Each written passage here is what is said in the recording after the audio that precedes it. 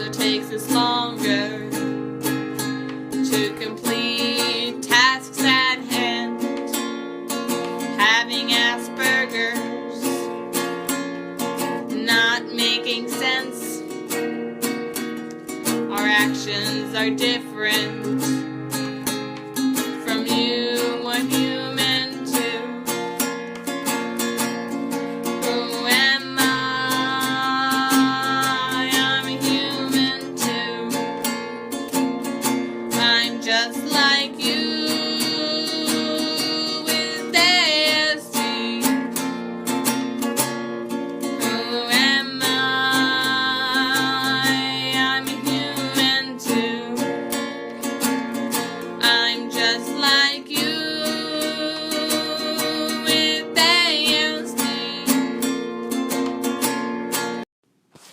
Hello, everyone, and welcome to Autism Stories, where we connect you with amazing people that help teens and adults with autism become more independent and successful. I'm your host, Doug Bletcher, the founder of Autism Personal Coach. Thank you for all those that have listened to the podcast up to this point. It is so greatly appreciated.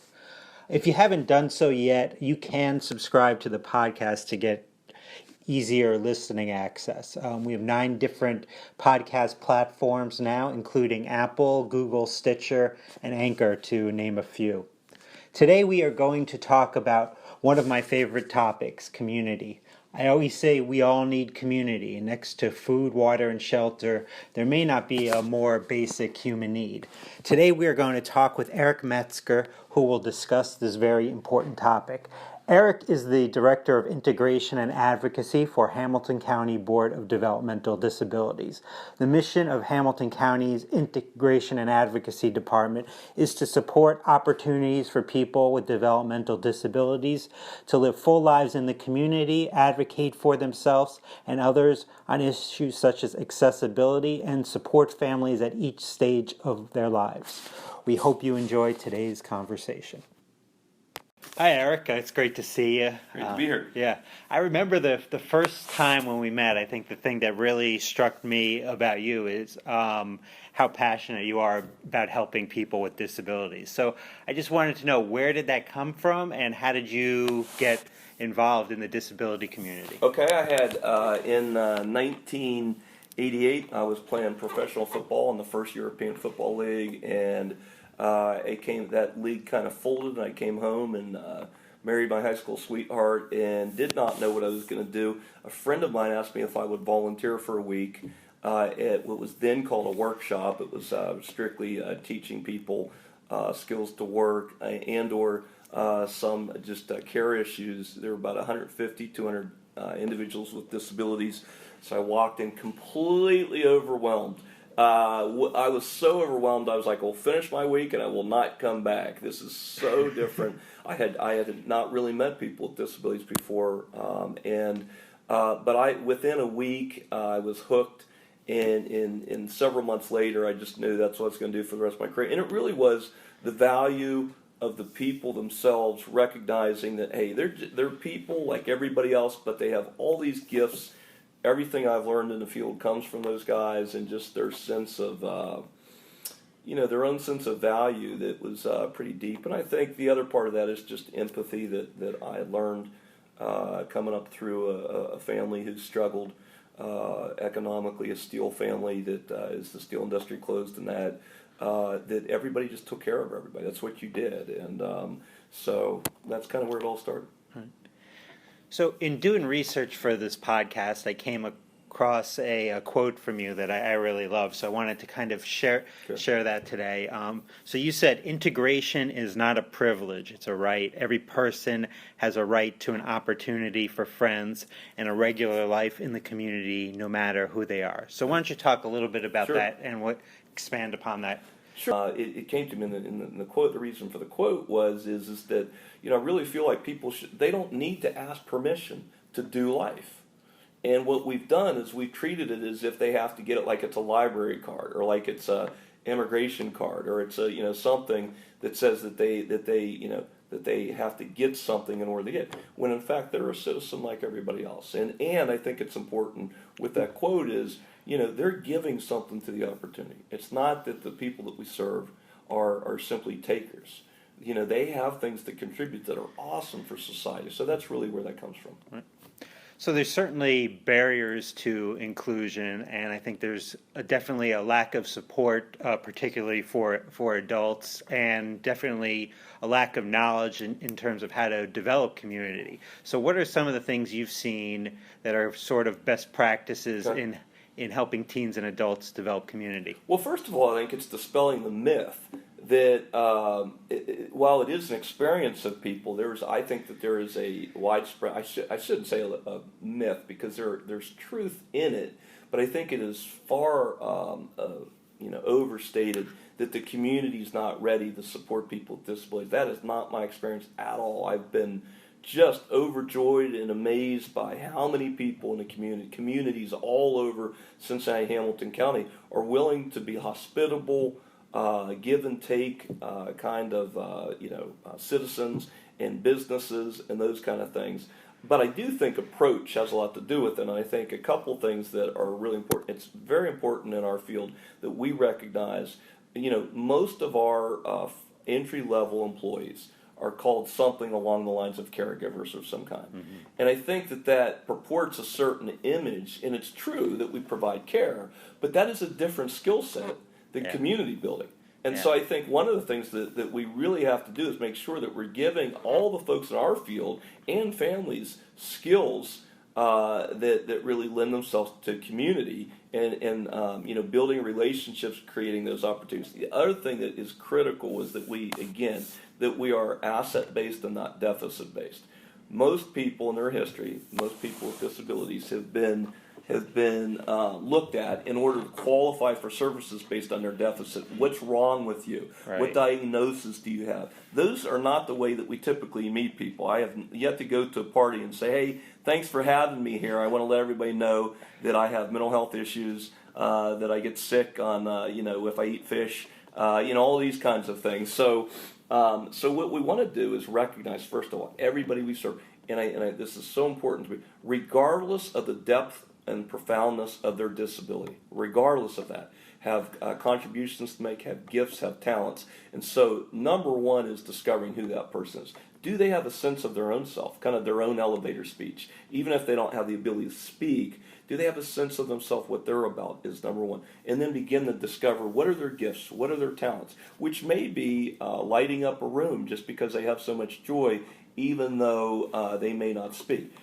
They may have some kind of skill that they do that is something that's unique to them. Regardless of what that is, finding that out and really starting to build that is their own portfolio is huge. And then the last part of that is making that relationship between their gifts and talents and sectors or parts of their communities that they go to, really matching up the communities so that their contributions can be revealed and valued by other people. Right. So in terms of developing community, I always say we all need community. Yep. So how does Hamilton County Developmental Disability Services go about helping people develop that community? Okay, and we do it on both ends. First of all, again, let's go back to the discovery process. We're finding out as much as we can about the person and what do they have. And I always say, no society in all of history has ever accepted people in their community if they don't have something to contribute. They just don't, And we, again, I think that we've asked people to help people with disabilities without really demonstrating what it is we contribute. And that doesn't just mean employment skills. So one of the things we do at Hamilton is the discovery process. One-on-one discovery is absolutely critical.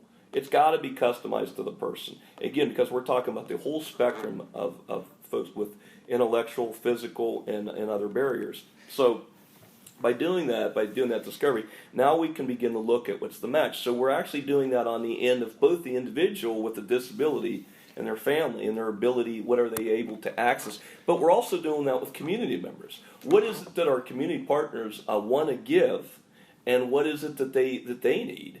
And so the example I always use is, a guy is aimlessly making donuts after he started a donut shop for 10 years, and people come in, and the average customer says, hey, give me a cup of coffee, not donut. We have Bill who comes in. We match him up because we just know we're not sure what he wants to do, but we know a couple things. We know he loves donuts. We know he loves to socialize, even though he doesn't have speech sometimes. But he lights up a room, and so we know, that's an easy environment. People love, cafes, coffee, donuts. So he comes in on a Tuesday, and even though he can't speak, he's so expressive and overjoyed when he sees that sprinkled donut that Bill the donut maker, for the first time in 10 years, realizes why he started making donuts, and they get a connection, and now that relationship starts to build, and we say, hey, and then the other customers are noticing, boy, is this guy jacked up about donuts. And so now maybe we begin a relationship where every Tuesday he comes, makes the customers feel good, makes Bill feel good, whether that turns into a volunteer opportunity, a job, or him just literally making life better for the people in that store is an easy example of, and I use that one because we're not asking him to have a skill. That's a characteristic, that's a character trait, and it's just improve the relationship. What happens from there now is where we begin to develop. What other things do we know about? How can we make this a better give and take opportunity? So that's one of a million examples. Yeah, that's a great example. I think that's really important in developing community, is developing that trust and connection with the person. Yeah. In fact, let me expand on that. So connection, and that really is it. You move from discovery to exploration and connection, and it isn't plugging people in the slots. It's so important to me that we understand that this is not us just trying to check a box that says we moved, Joe who has a disability or Tina who has a disability. We can now say as Hamilton County, we got them doing something. That's abysmal. That's not what we're talking about. It's not our life. It really is their life, and we really believe they have something to give. It really is making sure that we're matching them so that the connection is a hospitable connection. And so one of the things that we tease about within my group, when we really look at this, we have our own shortcut language for when we create connections, when we're looking at a community partner that we think might have something to offer and might have something that they want, is we call it a high potential opportunity. Is it a high potential opportunity, which would be somebody that's hospitable to all kinds of people, without disabilities, but just generally has a desire to treat their customers well, or their the people they engage with well, and are hospitable. And then we liaison a little bit. Would you be open to this opportunity? If they're kind of a little bit, not quite to that level, we might call them a medium. If they're not good at all, we'll call them a low, and there's even a zero. They are not hospitable to anybody. They're just not a very friendly business, not a very friendly. So we call those zippos, lipos, low potential opportunity, MIPOs, and hippos, which are high potential opportunities. But it's the way that we look at that, because we think it's fair, and helpful to families and people with disabilities if we can say, hey, no, we know this connection to be hospitable. It just changes the whole trajectory and the approach. Right. I think that's really important, because if you don't have that supportive environment, the opportunities to really be successful in the community, it's going to decrease greatly. And I think we have too many expectations for some people and not enough for others. And what I mean by that is that sometimes we all know 10% of everybody in the world in certain businesses are just jerks. They just are. They're just not very friendly. They're not nice. We don't know why they're in business or why they do what they do. But the large portion of other people, and so what I mean by under and over expectation, sometimes we walk in and just expect that people would be hospitable, and we can't believe we're. But if we really would just look at a wider view, we just move on. What we tell people is, if that's your experience, just move on. Just move on. Just move, because what we know is there's so many other people that want to give and want to get and want to be involved. And so then that's where the under expectation. Sometimes we don't think that there's enough good people out there. And I can tell you through our own history in doing this is, wow, are there a whole bunch of people that really want to do this kind of, have these kind of connections or relationships both ways. Right. So, in addition to kind of having fun in the community and developing relationships, there's other things like going to appointments. A lot of times what we'll do with some of our clients is going to doctor's visits. Yep. So I know you have done in the past presentations on some preventative health care. Can you talk about maybe some strategies to kind of make some of these visits more successful? And a couple of things is, doctors, people don't realize, doctors thrive on information. They need to know, and they're only as good sometimes as the information they're getting from support staff, from families and that. And a lot of times, we know so much about the person that we forget what we know. The doctor sees them first, even if they see them once a month. Still, they don't know all that's going on in their life. So, doctors want baselines. Doctors want information about behavior. And one of the best pieces of advice I can say is whenever you're giving information to a doctor, a psychiatrist, or a caretaker, is tell them what it looks like. Because we all use words, and in our field we have all kinds of jargon. And so when we start talking about functionality and this, that, using our kind of DD words, that doesn't always translate to other disciplines. And so one of the things in terms of good prevention and then good care is to say, what does it look like? So if what we mean is that John's regular baseline is that he's quiet and he does not have the ability to speak, but he is expressive enough to give you a sense of what he likes, and then all of a sudden he doesn't. We need to describe what does that actually look like on a daily basis as compared to today. So if we can get that information to the doctor ahead of time, that is extremely helpful. So he has something to read, he knows what the baseline is, and he can treat it. On the other side is a lot of the people that we care for don't enjoy going to the dentist or the doctor, and quite frankly, it really is unproductive, and it's really difficult, and it's stressful for everybody involved. So we want to look at what techniques can we use to change it. And I think getting your doctor, dentist, and that involved in ahead of time, not waiting till the moment that happens to do that,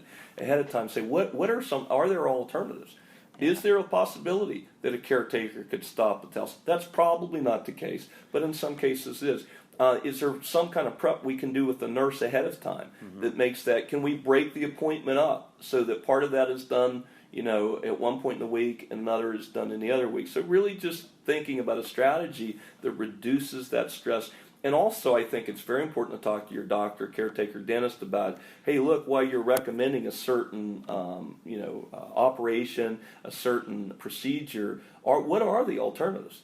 Because quite frankly, if the alternatives are not going to produce a significantly different outcome, then maybe a little lighter alternative is better. The other thing that I would say is I think there are a lot of things that people can likely do at home in terms of preventative strategies, and I do mean like medically or health-wise or whatever, that reduce the intensity of doctor visits. And so, example, if we know that people are aversive to A, being in offices, period, and B, long periods of time, and C, for dentists, if you have to get your mouth cleaned and that kind of stuff, we want to think, what is the shortest time we can do that? What kind of, is the room an issue? All those kind of environmental factors, so that we can, and people think, well, that's a lot of time. That's kind of unrealistic. We can't do that. What I would say to those people is, you're already doing. You're already spending time and stress. You're missing appointments, those kind of things. So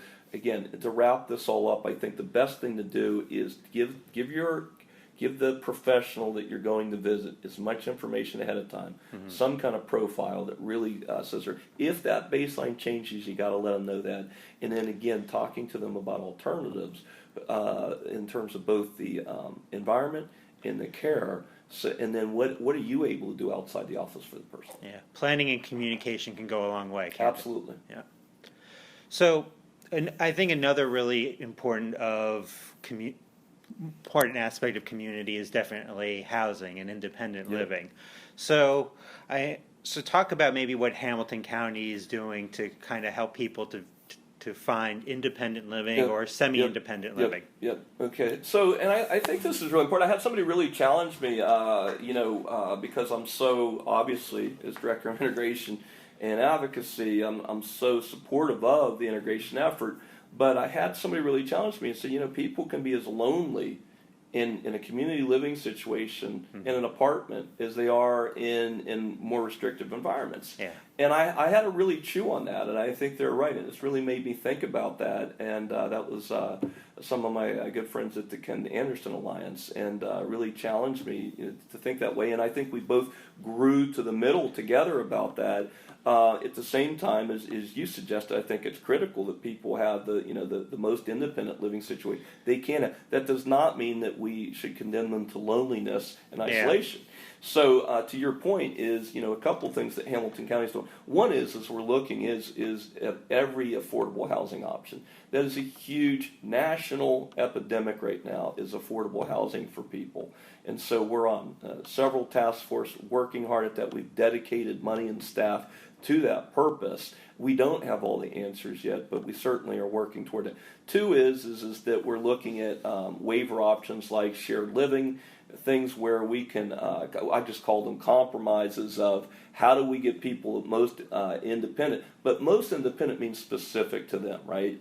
And so again, that's really discovering who the person is, what they can handle, what environment do they need to be successful and still not be isolated and lonely.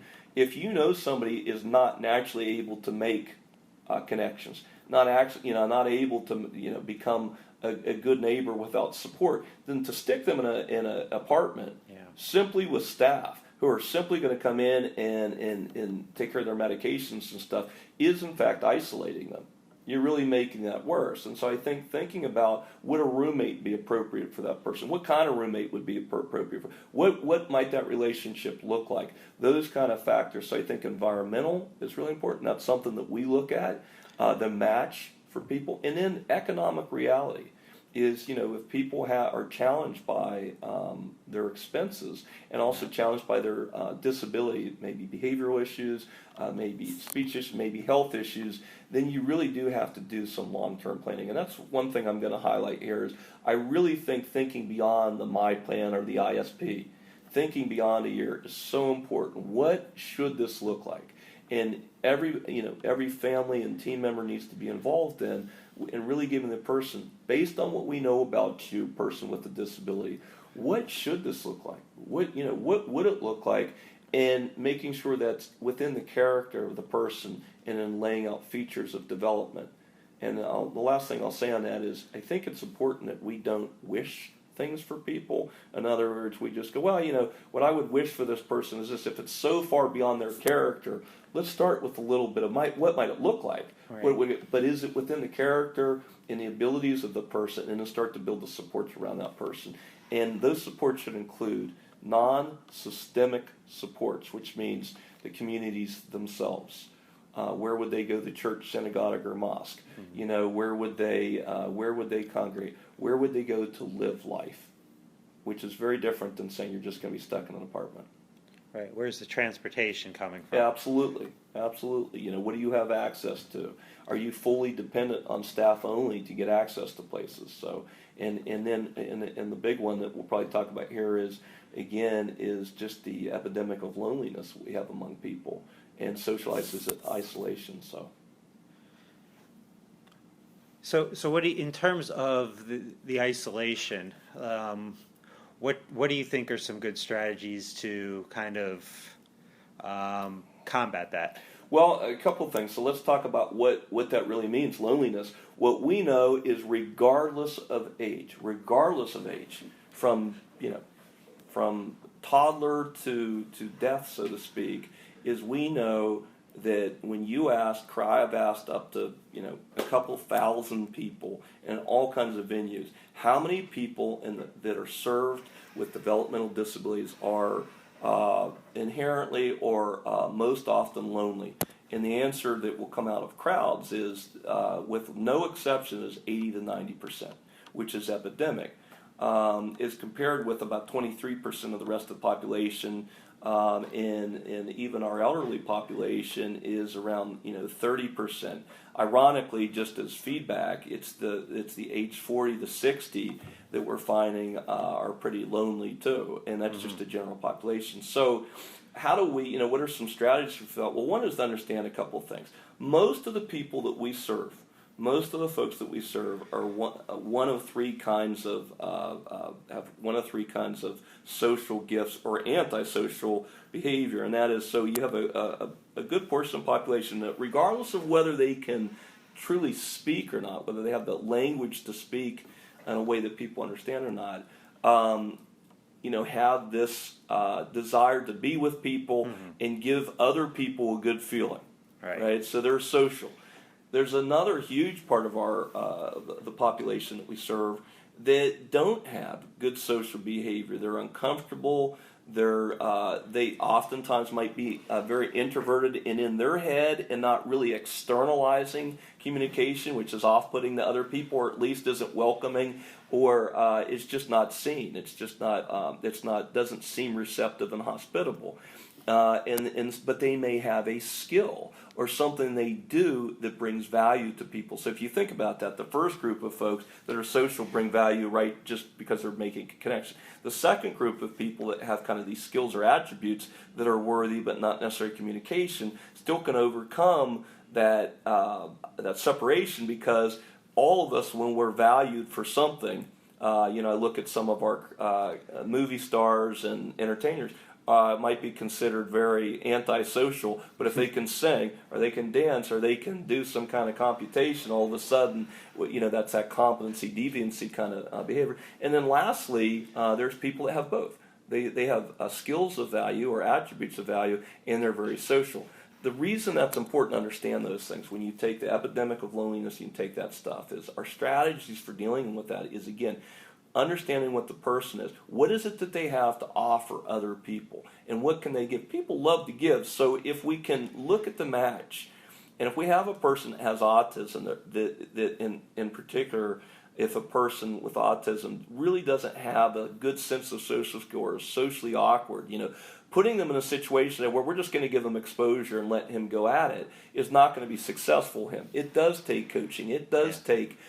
we need to be the liaison to highlight and reveal that person's contributions. Once we can do that, people are like, oh, okay, hey, Richard's really cool, and they're fine to not have a 50-50 relationship. They're fine to say, hey, look, Richard's so valuable that I'm willing to, and people don't say these words, but they're thinking, hey, you know what, I don't need him to do all this stuff. He's a really neat guy. I really like Richard. And they recognize that part might not be as developed, and that's no different than everybody at any family reunion. So just as a point of humor, I always say, if you want to see deficits and assets, go to your own family reunion. And everybody there, everybody knows the guy, everybody shows up with these big pots of food, and Uncle Richard only shows up with a bag of chips every time. Okay, that's a deficit, but he is funny as heck. Yeah. So we kind of give him a break. And his wife is awesome. Aunt Marjorie is awesome. So, this is the way we do things. Right. I like what you said, the word you used, value, because I think so many times as adults, no matter who we are, the number one place that we kind of develop community, develop friendships is employment. And people with disabilities so often maintaining employment, the rates are so bad. So it's no surprise to me that there is a lack of value in so many people's lives.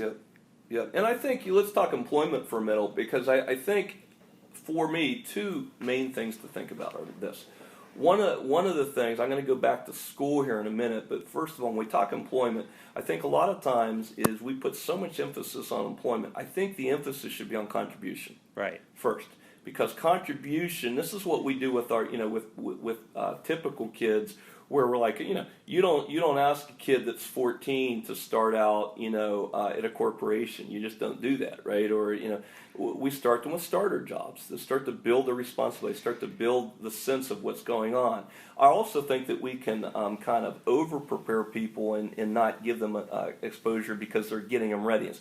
I'm not a big believer in readiness. I'm a believer in getting people to the actual site that they're going to participate in, because I think what happens with a lot of people we serve is it just does not transfer. I think that's been well documented, and so if I don't have, just because I do business in Holland doesn't mean I'm at all. Just because I fix bicycles in Holland doesn't mean I can fix bicycles in Italy, because the culture may be completely different. And So I think that it's really important as we think about contributions. What are they able to contribute? Then that begins to reveal for us what are the gifts, and then where can I apply those gifts that will be valued? And some companies or some will say, hey, we don't care what he acts like, man, as long as he can get these done. Other, it's all about the culture. Mm-hmm. So that match and understanding is very, very important. The other thing I want to go back to, and that I think is really important, is because it's it's comparable, and that is when so many of the people that we serve start school, when I'm talking 5 years old, we begin immediately talk about scholastics. What is their scholastic contribution going to be? Let's get them all ready for scholastics.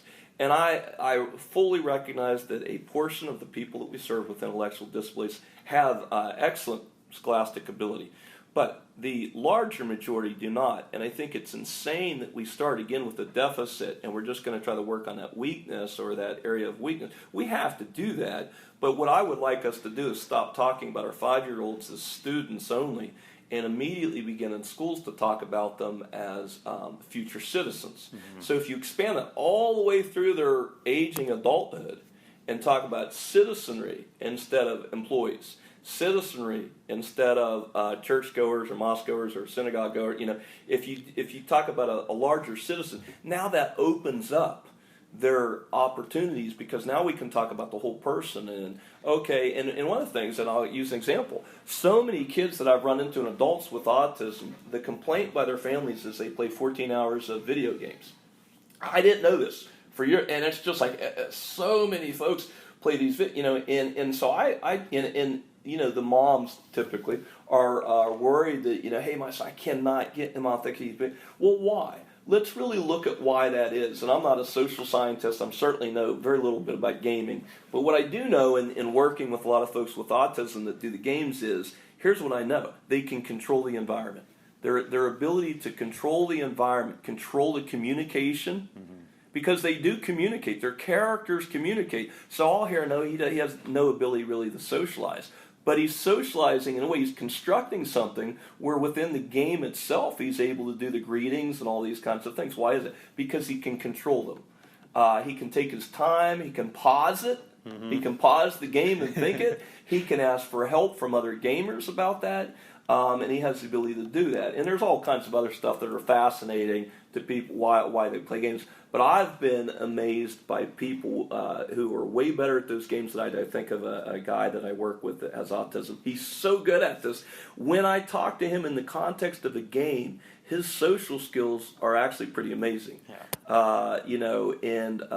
So one side story, we just as a reward, I took him to get a game for his birthday, and we went into the gaming store. And I think it's very important when I say this that I mean this with great respect. The great thing is he would describe himself. I would describe himself as kind of nerdy looking. That is a visual that he likes. So we walk in the store, and everybody in the store that works there looks just like him.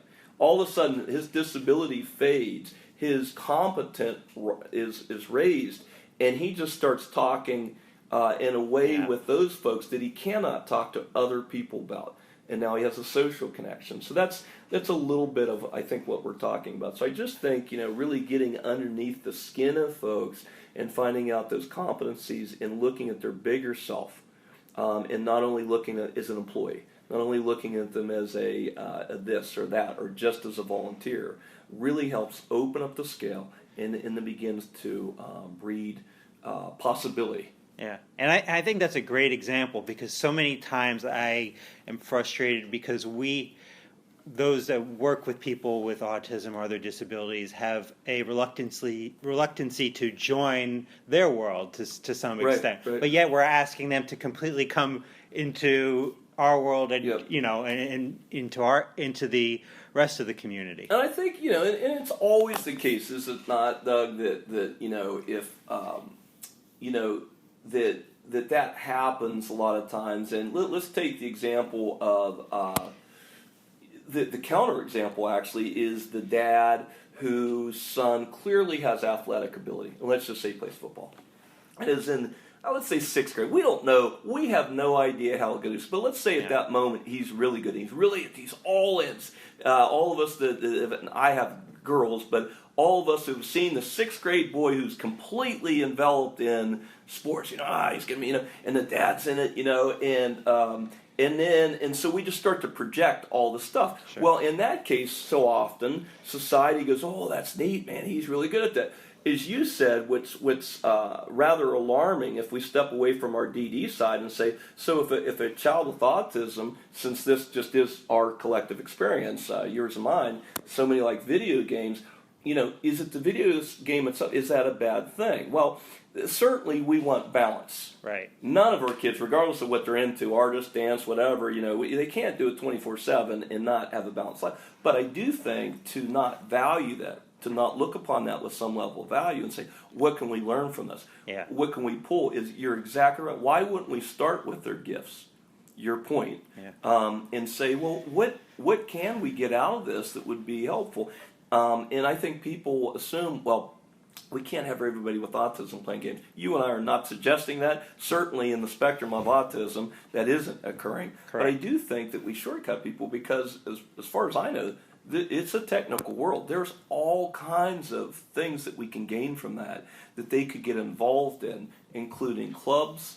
Again, the guy that I was talking about was truly antisocial, had no desire to get with other people until we began to do just as you suggested, go, well, let's apply a little bit what's going on in your world with other people that know your world. Eric Metzger, the Director of Integration Advocacy, I'm the one on the outs.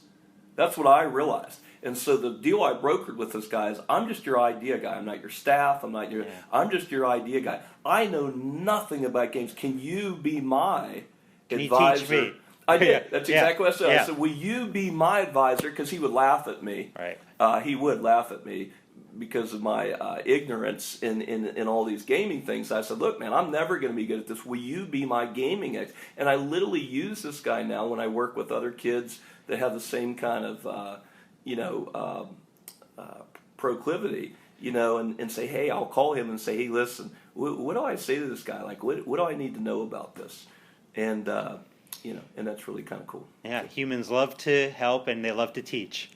It totally changes the trajectory. It goes from very uncomfortable to, oh, okay, yeah. Thank you, everyone, for listening today, and I especially want to thank Eric for not only the interview, but after the interview as we continue to talk about helping people develop community.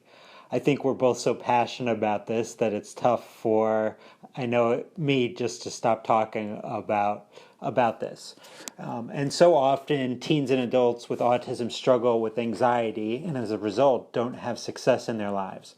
Autism Personal Coach is a unique service in that we help individuals with autism by working on meaningful, individualized goals, such as developing community in the setting in which they'll be used, so their anxiety is greatly reduced, and as a result, they become more independent and successful. To get an autism coach for a loved one or yourself, it's very easy. All you have to do is email autismpersonalcoach@yahoo.com or call 216-336-5889 and request a coach today.